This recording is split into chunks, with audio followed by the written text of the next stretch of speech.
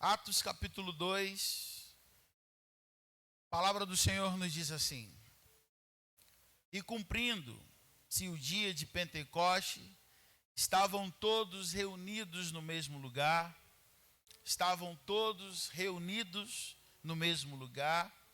e de repente, diga comigo, de repente, veio do céu um som como de um vento veemente e impetuoso, e encheu toda a casa que estavam assentados. E foram vistas por eles línguas repartidas de fogo, aos quais pousaram sobre cada um deles, e todos foram cheios do Espírito Santo, e começaram a falar em outras línguas, conforme o Espírito Santo os conduzia. Somente até aí. Feche seus olhos mais uma vez. Espírito Santo de Deus, o culto é teu, a nossa vida é tua, o nosso coração é teu também. Fala conosco nessa noite através da tua palavra. Nós suplicamos ao Senhor, Pai, e oro para que o Senhor use da minha vida para isso.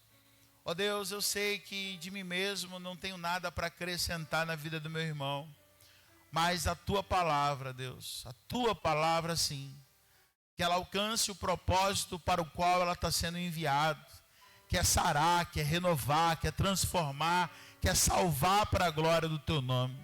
Assim nós oramos em nome de Jesus. Amém e amém. Pode se assentar. Eu queria, antes da palavra, conhecer você que nos visita hoje.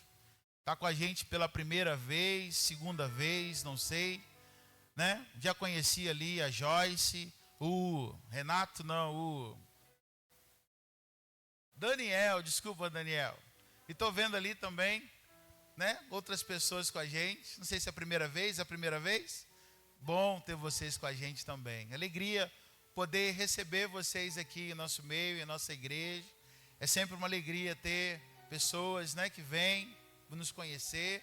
Então, quero convidar a igreja a dar um forte aplauso ao Senhor nessa noite, pela vida dos nossos irmãos. Se você estiver perto deles, tem um casal aqui, tem outro aqui, cumprimente-os por favor, né? Cumprimente-os por favor, acolha-os nessa noite, em nome de Jesus, né? Mostre como nós somos acolhedores, abençoados, né?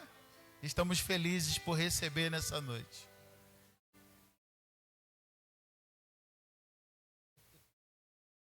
Amém.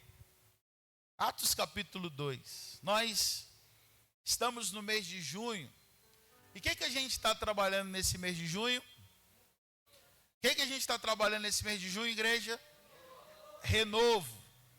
Renovação, buscando uma renovação espiritual, buscando experiências novas com o Senhor, né? Renovação é algo que somente Deus pode fazer. Renovação, tornar novo de novo, é uma especialidade do nosso Deus. E nesse mês de junho, o Senhor nos deu esse tema, renovo. E o renovo, nós temos, pedido a Deus para que de fato aconteça em nosso meio. Ontem mesmo, nós saímos das quatro paredes, nós fomos buscar o Senhor. Não sei se tem a foto do monte aí. Se tiver, coloca para a gente aí, por gentileza. Ontem a gente foi com um grupo, né? Esse grupo abençoado, bonito aí. Fomos buscar no monte, fizemos como Jesus, né? Fizemos como Jesus, de sair do meio de tudo e subimos ali um lugar preparado, muitas igrejas reunidas também orando. Se você não foi, você fez muita falta, né? Mas eu creio que no próximo você vai estar lá com a gente. E a gente buscou a presença de Deus por quase 2 horas e poucas ali, clamando, pedindo a Deus por esse renovo. Mesmo se você não tenha ido, você pode ter certeza que nós oramos pela tua vida, intercedemos pela sua casa e também oramos para que o renovo de Deus alcance a sua vida e alcance o teu coração. E nós estamos falando começamos na semana passada, né, no primeiro domingo, falando da experiência de Jacó, porque Jacó, ele é filho de crente, neto de crente, mas chega um momento muito crucial na vida dele, que ele precisa ter uma experiência com Deus. uma experiência que mudaria a sua vida, que transformaria o seu interior, a sua mente, o seu coração. E Deus proporcionou, porque eu creio que uma renovação, ela começa de fato, quando um coração insatisfeito pela sua realidade, ele se apresenta diante de Deus. Eu creio que Deus, ele não faz nada de forma obrigatória. Deus, ele não faz nada de forma, sem que eu e você antes temos a possibilidade de escolher o que nós queremos. Eu fico pensando, e durante muito tempo eu me perguntei, por que no jardim do Éden havia aquela árvore lá que não podia ser tocada? Porque Deus nos dá oportunidade. Porque se a árvore não tivesse lá, era algo imposto, era algo que colocado e sem opção. Mas Deus fala, olha, escolha o caminho da bênção, escolha o caminho da vida. Essa árvore está aqui, mas não é para vocês tocarem, não é para que vocês a comam. E da mesma forma acontece com a minha vida. Eu e você temos a opção, e eu amo o texto bíblico que vai nos mostrar, que toda casa que se abre para o Senhor, que toda casa que ele é bem-vindo, Jesus, ele entra, faz morada e realiza coisas tremendas e maravilhosas. Mas toda casa também que se fecha, toda cidade que rejeita, dizendo, Senhor, nós não te queremos aqui, Jesus, tu não é bem-vindo aqui, de fato. Jesus mesmo vai dizer que ele não consegue operar milagre nesse lugar. Então eu creio que um coração quebrantado, um coração insatisfeito, inconformado com a sua realidade, dizendo, Senhor, eu sei que o Senhor pode mudar a minha realidade e a minha vida. Essa pessoa certamente ela vai encontrar graça diante da presença de Deus. Essa pessoa ela vai viver algo tremendo, extraordinário, que somente Deus pode proporcionar a ela. E nessa noite nós queremos falar sobre Pentecoste.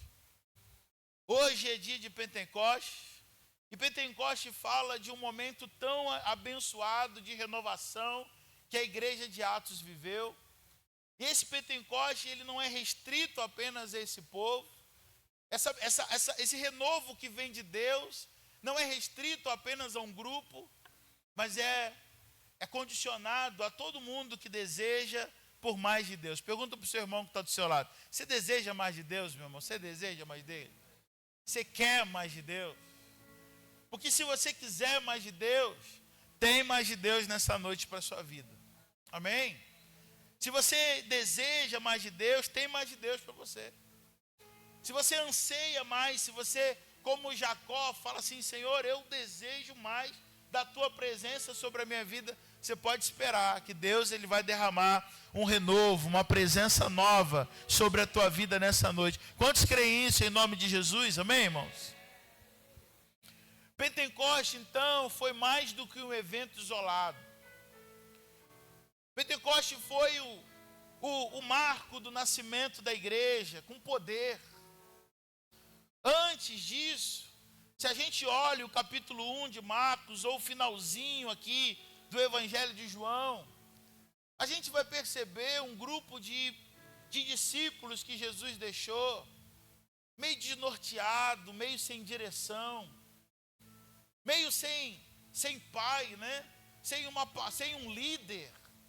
A gente vai perceber discípulos entristecidos, cabisbaixos, tristes porque perderam do seu líder. Jesus foi morto, Jesus foi crucificado. E apesar de Jesus já ter aparecido algumas vezes a eles, apesar de Jesus já ter se revelado para eles, eles estão em obediência, eles estão ali quietinhos, fechados, temerosos, confusos, estagnados. Eu creio, irmãos, que nesse mês de junho, o Senhor, ele nos tira de toda a estagnação em nome de Jesus. Eu tenho orado e pedido a Deus para que nesse mês de junho, Deus nos tire de um ambiente fechado, de um ambiente de temor, de um ambiente confuso, porque quando ele derrama do seu espírito, esse mesmo grupo que antes estava temerosos, estavam confusos, estagnados, agora a gente percebe que eles são renovados, ousados, cheios de propósitos, de poder e prontos para transformar o mundo para a glória de Deus. Sabe, quando eu e você entendemos que o renovo de Deus, ele vem sobre nós e ele traz consigo tanto propósito. Eu queria pensar com você sobre esse paralelo do antes e o depois da igreja em Pentecostes. Como eu disse, o antes dessa igreja, antes eu coloquei ali uma imagem, né, que tem fogo saindo de Pentecoste, porque Pentecoste fala de fogo, Pentecoste fala de poder. Uma das formas que o Espírito Santo usa em Pentecoste é fogo. É fogo que queima, é fogo que abrasa o coração. Uma das formas que acontece em Pentecostes é que na cabeça de cada crente reunido ali naquele lugar, foram vistas como línguas repartidas de fogo sobre a cabeça de cada um deles, ou seja, o Espírito Santo dizendo: eu estou tocando você nesse dia com fogo, e eu creio, irmãos, que com fogo que seremos tocados nessa noite também. A palavra de Deus vai nos mostrar então, em João capítulo 20, verso 19, você não precisa abrir aí, que a igreja ela estava trancada por medo dos judeus. João 20 vai dizer que com medo de serem reconhecidos como discípulos de Jesus, a igreja está trancada com medo, dizendo: não, vamos ficar aqui quietinha, vamos adorar baixinho. Não, se eles nos reconhecerem como discípulos de Jesus, nosso fim pode ser a cruz também, nosso fim pode ser a perseguição também. Mas é muito tremendo perceber que da mesma forma que antes de Pentecoste, a gente tem Pedro, que está negando Jesus e dizendo: não, eu não sou discípulo, eu nem conheço ele. Eu não sei nem quem é que você está dizendo. Esse mesmo Pedro agora, cheio do Espírito Santo, está dizendo: eu sou um discípulo de Jesus. Eu sou alguém que foi lavado, remido, transformado pelo poder do nome de Jesus. Quando o fogo de Deus vem sobre a nossa vida, irmãos, nós deixamos de ser medrosos, nós deixamos de ser temerosos, nós deixamos de pensar o que as pessoas vão dizer quando a gente segue Jesus, porque o nosso único propósito se torna amar e servir ao Senhor com toda a intensidade do nosso coração. Amém, queridos? A renovação então acontece do meio do medo. Deus leva esse povo para a ousadia. Deus tira esse povo da timidez e leva esse povo para a proclamação. Eu queria que você pensasse comigo nessa noite, que o Espírito Santo ministra ao teu coração e ao meu coração. Porque o Espírito de Deus, ele renova, e eu creio que nesse mês, o Espírito de Deus, ele deseja renovar a tua coragem em nome de Jesus. Ele deseja renovar a tua confiança em nome de Jesus. Hoje, o mesmo Espírito que quebra as paredes internas, ele nos dá voz profética lá fora para a glória de Deus. O mesmo Espírito de Deus que levou e tirou aquele povo da estagnação, do medo, e leva aquele povo agora para fora para anunciar: Jesus vive, ele está vivo, ele reina, e ele vai voltar para buscar a nossa igreja, a igreja do Senhor. É isso que o Espírito Santo de Deus deseja para cada um de nós. Eu oro para que nesse dia de Pentecoste, o Senhor faça isso, nos leve, nos tire do medo e da porta fechada, e nos leve para a ousadia, para manifestar o meu evangelho público. As pessoas que você trabalha sabem que você é crente? As pessoas da sua rua sabem que você é crente? As pessoas da sua família sabem que você confessa Jesus como Senhor e Salvador de sua vida? Ou nós nos tornamos por medo, ou nós nos tornamos por vergonha, talvez, aquele crente que ninguém sabe, aquele crente que não manifesta a sua fé, que não ora pelas pessoas, que não abençoa as pessoas à sua volta. A ousadia nos leva a manifestar Cristo, amém, irmãos? O poder do Espírito Santo nos leva a contar as boas novas do Evangelho a todo mundo que a gente conhece. Se é boa nova, se é notícia boa, eu conto para todo mundo, porque essa novidade de vida me alcançou e transformou minha vida. Eu não posso esconder, eu não posso deixar de me alimentar só para mim mesmo, porque tem um povo ao meu lado, gemendo, sofrendo, porque não conhece a Cristo. Tem um povo cego, quando eu tenho uma visão aberta, não porque eu sou bom, mas porque Ele abriu os meus olhos. Eu posso então entender que quem vive o Pentecoste tem os seus olhos abertos, amém, irmãos? Atos capítulo 2, você pode abrir lá em Atos capítulo 2, do verso 42 a 47.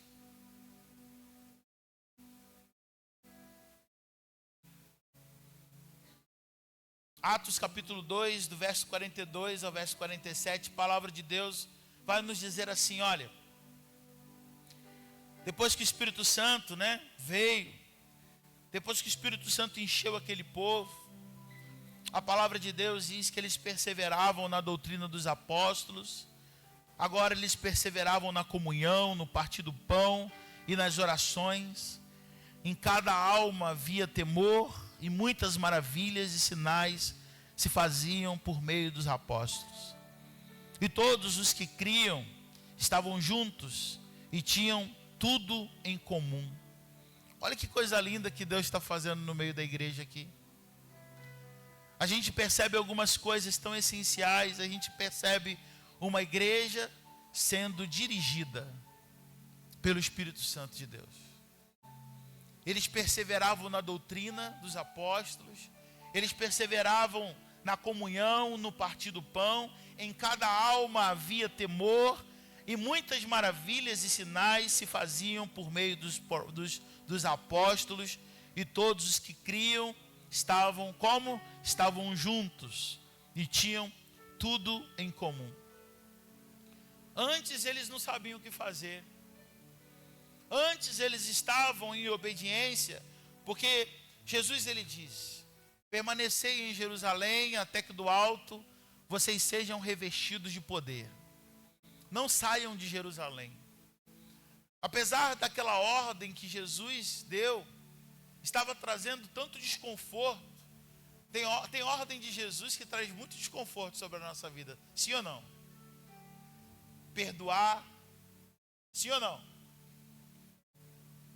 Nos esvaziar de nós mesmos, do nosso orgulho, não julgar, meu Deus, é algo que traz muito desconforto, não julgar, não apontar o dedo, não falar das pessoas, é uma ordem de Jesus que nos traz desconforto, porque a primeira coisa da nossa carne é falar, é julgar, é apontar, é dizer. Mas essa igreja, ela decidiu estar em obediência. Apesar de Jerusalém ser um lugar de extremo perigo, apesar de Jerusalém ser um lugar onde eles podiam ser exterminados da noite para o dia, eles permanecem em Jerusalém, eles permanecem juntos, congregando, eles permanecem juntos, ainda que em risco, eles permanecem juntos. Eles não abrem mão da unidade. Mas a palavra de Deus diz que um dia, cerca de 120 discípulos estavam reunidos no mesmo lugar. Imagine que cerca de 120 pessoas estavam reunidos. Eu não sei o que estavam fazendo. Se estavam lendo um texto bíblico, se estavam cantando, se estavam fazendo algo, eu não sei, a Bíblia não fala. Mas eles estavam sentados, e a palavra de Deus diz que de repente veio do céu um som forte, um som impetuoso, um vento que encheu toda aquela casa. E a palavra de Deus diz que todos foram cheios do Espírito Santo de Deus.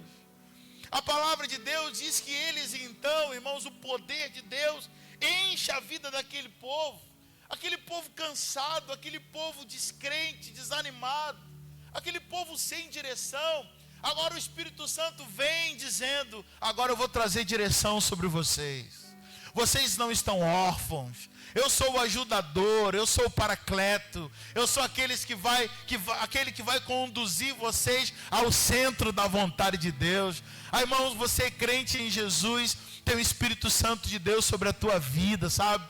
Você que é crente em Jesus, tem o Espírito Santo de Deus que pega pela tua mão, te conduz e não permite que a chama apague no teu coração. Quantos creem nisso em nome de Jesus?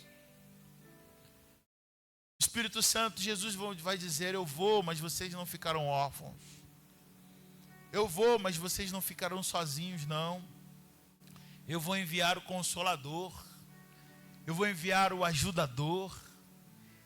E Pentecoste, então, fala sobre uma igreja que apesar do desconforto da obediência,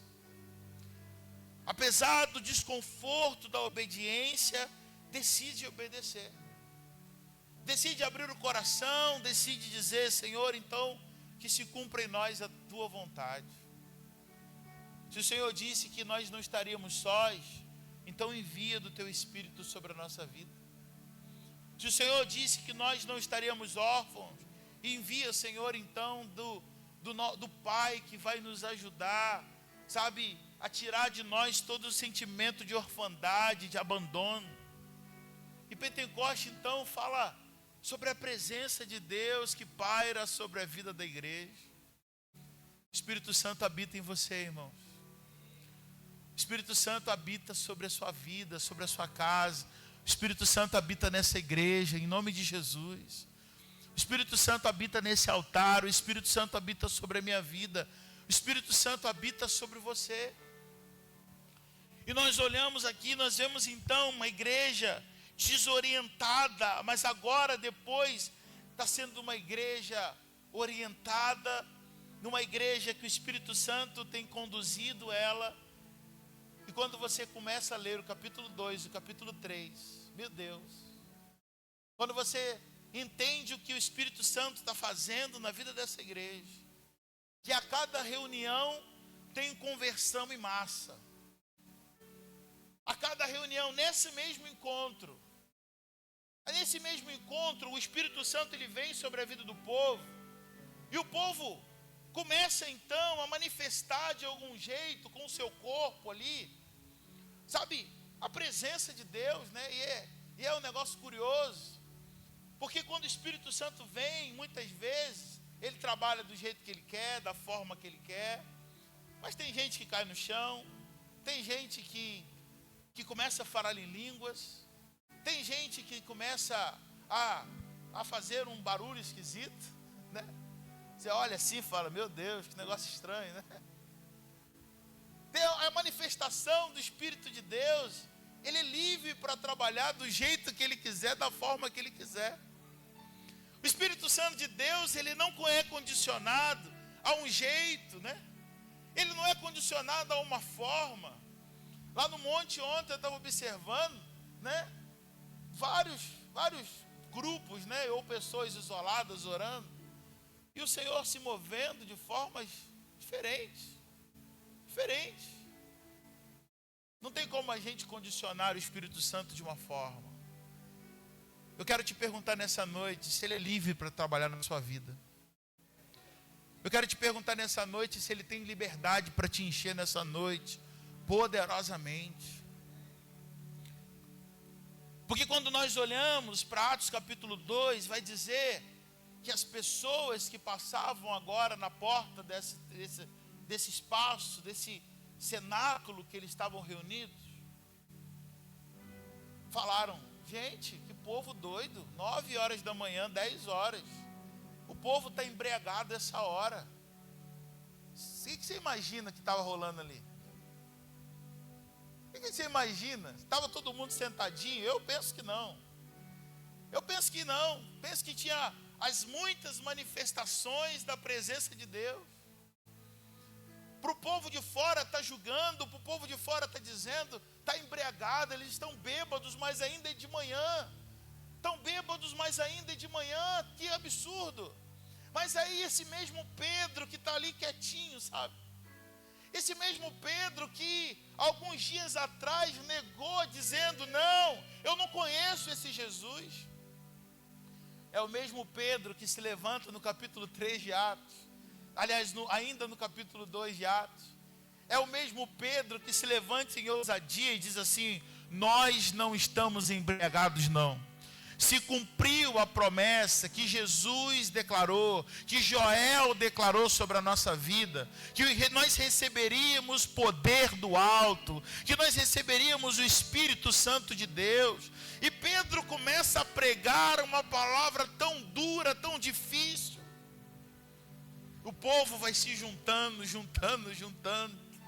E o final do sermão de Pedro, esse mesmo Pedro que outrora era um Pedro de impulsos, era um Pedro que arrancou a orelha do soldado quando o soldado colocou as mãos em Jesus para prender.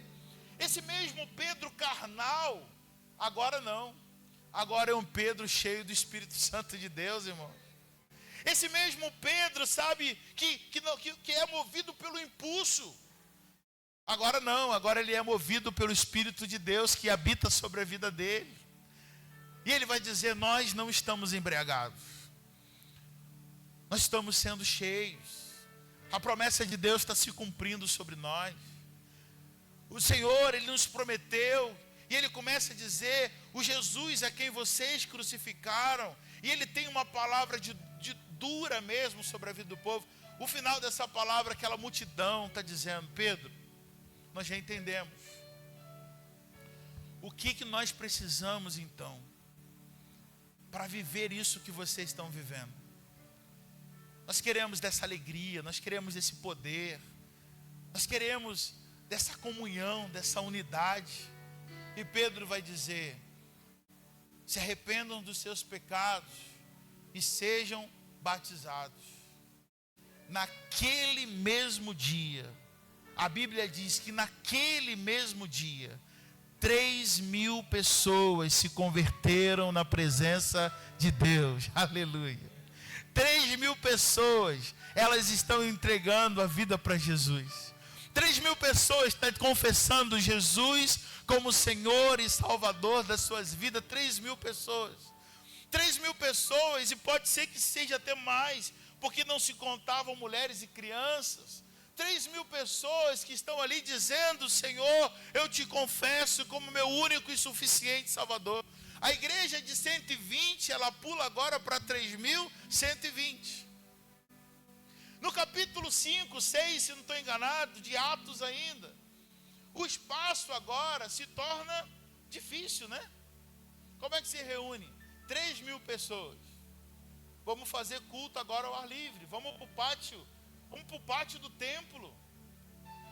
E nessa outra reunião, mais 5.000 pessoas se convertem. Vocês estão entendendo, irmãos, que uma igreja que está disposta a viver o Pentecoste de Deus, a ser cheia da presença de Deus, uma igreja que está disposta a se esvaziar de si mesmo. Eu estava pensando nesse dia, eu tive um momento de oração. A gente está na obra, né, reformando a cozinha. Eu passei a semana toda aqui, de manhã, de tarde. E numa dessas brechas eu fui em casa pegar os meninos. E eu entrei para o meu quarto, pedi a Priscila: segura os meninos aí um pouquinho. Eu preciso me refazer em Deus, eu preciso orar, eu preciso de 15 minutos. 15 minutos. Segura as feras aí. Eu estou lá orando, o Lucas vem: pai, tá tudo bem aí, pai? Né? Eu ali quietinho, botei uma canção. Eu senti o Espírito Santo enchendo o quarto. Eu senti o cheiro da presença de Deus.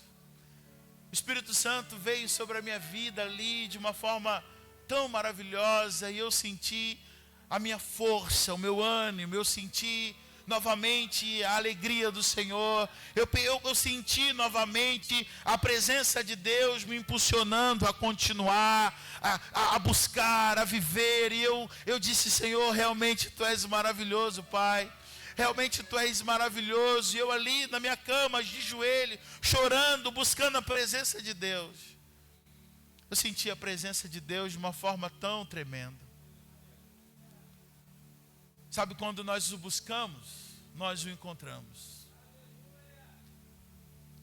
A palavra de Deus vai nos dizer: buscar-me-eis e me achareis quando me buscardes. Como?